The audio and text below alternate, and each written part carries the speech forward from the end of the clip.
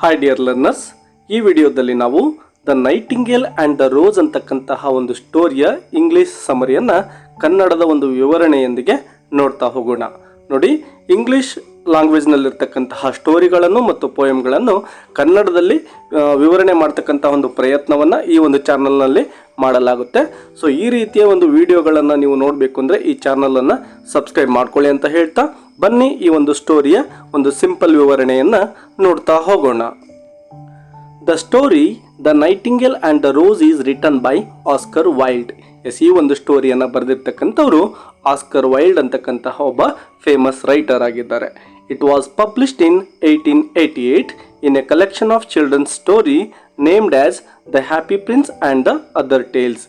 ನೋಡಿ, 1888ರಲ್ಲಿ Oscar wild ಅವರು ಒಂದು ಬುಕ್ಕನ್ನು ಪಬ್ಲಿಷ್ ಮಾಡ್ತಾರೆ ಮತ್ತು ಆ ಪುಸ್ತಕದಲ್ಲಿ ಅನೇಕ ಮಕ್ಕಳ ಕಥೆಗಳನ್ನು ಅವರು ಬರೆದಿರ್ತಾರೆ. ಅವುಗಳಲ್ಲಿ ಅಂದರೆ ನೋಡಿ, ಆ ಒಂದು ಬುಕ್ ಏನಿತ್ತು ಅದರ ಒಂದು ಟೈಟಲ್ ಏನಿದೆ, the happy prince and the other tales. ಈ ಒಂದು ಪುಸ್ತಕದಲ್ಲಿ ಈ ಒಂದು ಸ್ಟೋರಿಯನ್ನು ಅವರು ಸೇರಿಸಿದ್ದಾರೆ. It narrates about a heroic sacrifice of a small bird purely for love. ಈ ಒಂದು ಸ್ಟೋರಿಯ ಒಳಗಡೆ ಇರ್ತಕ್ಕಂಥ ಒಂದು ಸ್ಮಾಲ್ ಬರ್ಡ್ ಏನಿದೆ ಅಂದರೆ ನೈಟಿಂಗೇಲ್ ಬರ್ಡ್ ಏನಿದೆ, ಅದು ಒಂದು ಲವ್ಗೋಸ್ಕರ ಅಂದರೆ ಪ್ರೀತಿಗೋಸ್ಕರ ತನ್ನ ಜೀವನವನ್ನು ಯಾವ ರೀತಿ ಸ್ಯಾಕ್ರಿಫೈಸ್ ಮಾಡುತ್ತೆ ಅನ್ನೋದನ್ನು ನಾವು ನೋಡಬಹುದಾಗಿದೆ. And on behalf of A young student who represents the materialistic values in the society he lived. ನೋಡಿ, ಈ ಒಂದು ಬರ್ಡ್ ಏನಿದೆ ಅದು ತನ್ನ ಒಂದು ಪ್ರಾಣವನ್ನು ಕಳೆದುಕೊಳ್ಳಲಿಕ್ಕೆ ಕಾರಣ ಯಾರಪ್ಪ ಅಂದರೆ ಒಬ್ಬ ಯಂಗ್ ಸ್ಟೂಡೆಂಟ್ ಇರ್ತಾನೆ. ಅವನ ಒಂದು ಭೌತಿಕ ವಸ್ತುಗಳ ಹಿಂದೆ ಬಿದ್ದಂತಹ ಒಂದು ಆಸೆಯಿಂದಾಗಿ ಈ ಒಂದು ನೈಟಿಂಗೇಲ್ ಬರ್ಡ್ ತನ್ನ ಒಂದು ಪ್ರಾಣವನ್ನು ಕಳೆದುಕೊಳ್ಬೇಕಾದಂತಹ ಒಂದು ಪರಿಸ್ಥಿತಿ ಎದುರಾಗುತ್ತೆ. ಬನ್ನಿ ಹಾಗಾದರೆ ಈ ಒಂದು ಸ್ಟೋರಿಯಲ್ಲಿರ್ತಕ್ಕಂತಹ ವಿಷಯ ಏನಿದೆ ಅನ್ನೋದನ್ನು ನಾವು ನೋಡ್ತಾ ಹೋಗೋಣ. The story begins with a young student who is lamenting in his garden because the love of his life.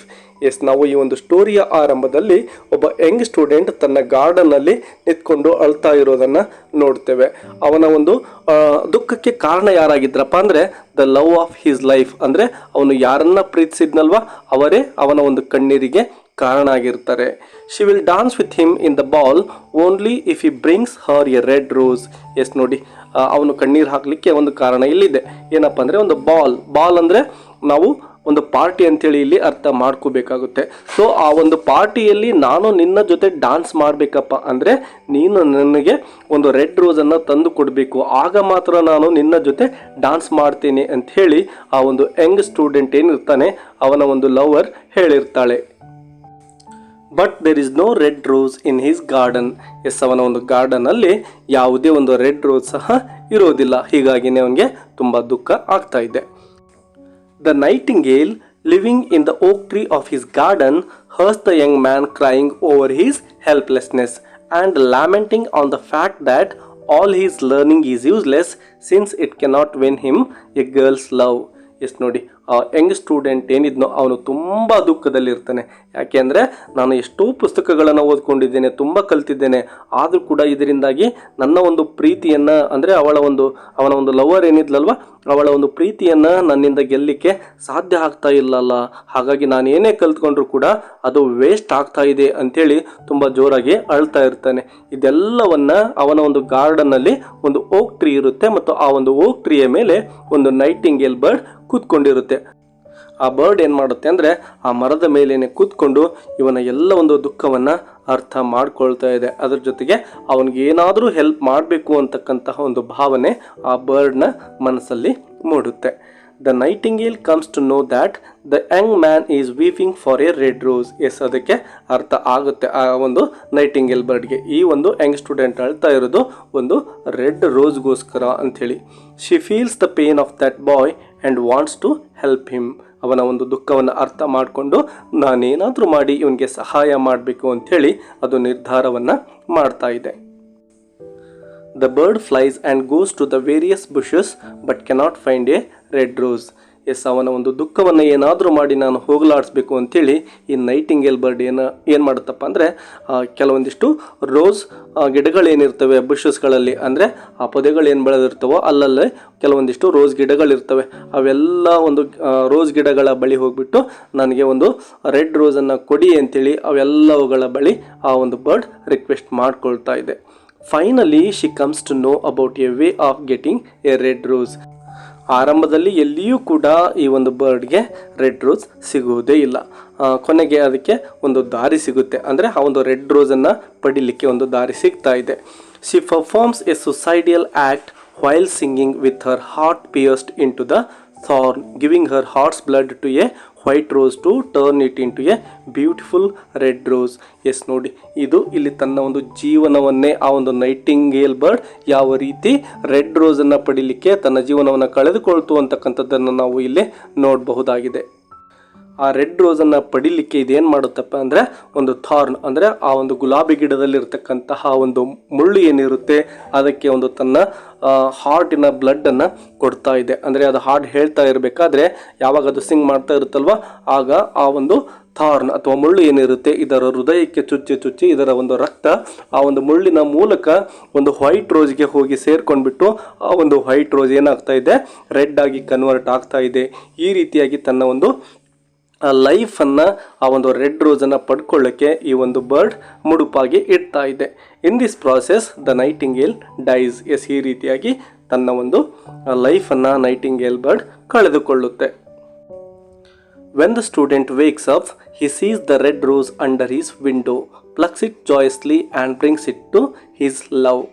ಈ ರೀತಿಯಾಗಿ ಬೆಳಗಾದ ನಂತರದಲ್ಲಿ ಆ ಯಂಗ್ ಸ್ಟೂಡೆಂಟ್ ಏನಿದ್ನೋ ಅವನು ಎದ್ದು ಕಿಟಕಿಯಿಂದ ಆಚೆ ನೋಡಿದಾಗ ಅವನಿಗೆ ಒಂದು ರೆಡ್ ರೋಸ್ ಕಾಣುತ್ತೆ.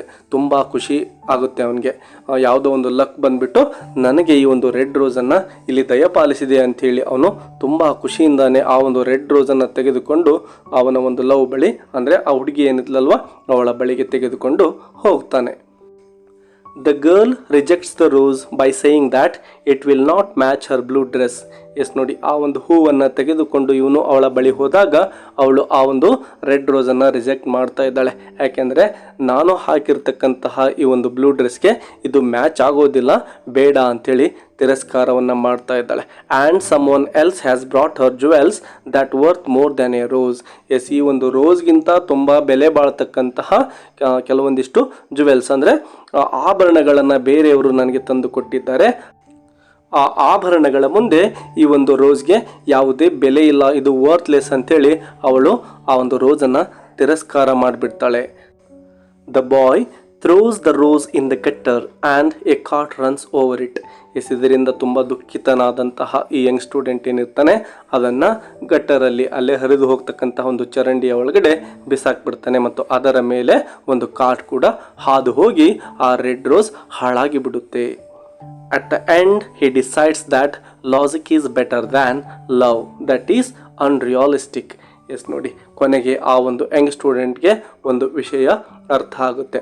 ಅದೇನಪ್ಪ ಅಂದರೆ ಈ ಲವ್ಗಿಂತನೂ ಲಾಜಿಕ್ ಅಂಥದ್ದೇ ತುಂಬ ರಿಯಾಲಿಸ್ಟಿಕ್ ಆದಂಥದ್ದು, ನಾನು ಲವ್ ಹಿಂದೆ ಬೀಳಬಾರ್ದಾಗಿತ್ತು ಅಂಥೇಳಿ ಆ ವಿಷಯವನ್ನು, ಆ ಒಂದು ತರ್ಕವನ್ನು ಅವನು ಅರ್ಥ ಮಾಡ್ಕೊಳ್ತಾ ಇದ್ದಾನೆ. He goes back to his home and starts reading a book. Yes, ಅವನು ನೇರವಾಗಿ ತನ್ನ ಮನೆಗೆ ಹೋಗಿಬಿಟ್ಟು ಆ ತನ್ನ ಮನಸ್ಸಿನಲ್ಲಿದ್ದಂತಹ ಎಲ್ಲ ಭಾವನೆಗಳನ್ನು ಕಿತ್ತು ಬಿಸಾಕಿ ಪುಸ್ತಕವನ್ನು ಓದಲಿಕ್ಕೆ ಸ್ಟಾರ್ಟ್ ಮಾಡ್ತಾ ಇದ್ದಾನೆ.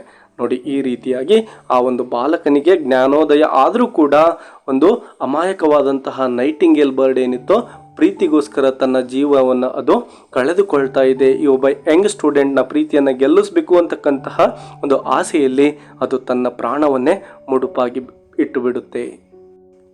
ಈ ಒಂದು ಸ್ಟೋರಿಯ ಮೂಲಕ ನಮ್ಮ ರೈಟರ್ ಒಂದು ಮೆಸೇಜನ್ನು ನಮಗೆಲ್ರಿಗೂ ಕೂಡ ಕೊಡ್ತಾ ಇದ್ದಾರೆ. ಅಂದರೆ ನಮ್ಮ ಭಾವನೆಗಳ ಹಿಡಿತಕ್ಕೆ ನಾವ್ಯಾರೂ ಕೂಡ ಒಳಗಾಗಬಾರ್ದು. ಜೀವನದಲ್ಲಿರ್ತಕ್ಕಂತಹ ನಿಜವಾದ ಸತ್ಯಗಳು ಯಾವುವು ಎಂಬುದನ್ನು ಮತ್ತು ನಮ್ಮ ಜೀವನದಲ್ಲಿ ಬಹಳ ಮುಖ್ಯವಾಗಿ ನಾವು ಯಾವುದಕ್ಕೆ ಪ್ರಾಮುಖ್ಯತೆಯನ್ನು ಕೊಡಬೇಕು ಅಂತಕ್ಕಂಥದ್ದನ್ನು ನಾವೆಲ್ಲರೂ ಕೂಡ ಅರ್ಥ ಮಾಡ್ಕೋಬೇಕಾಗುತ್ತೆ.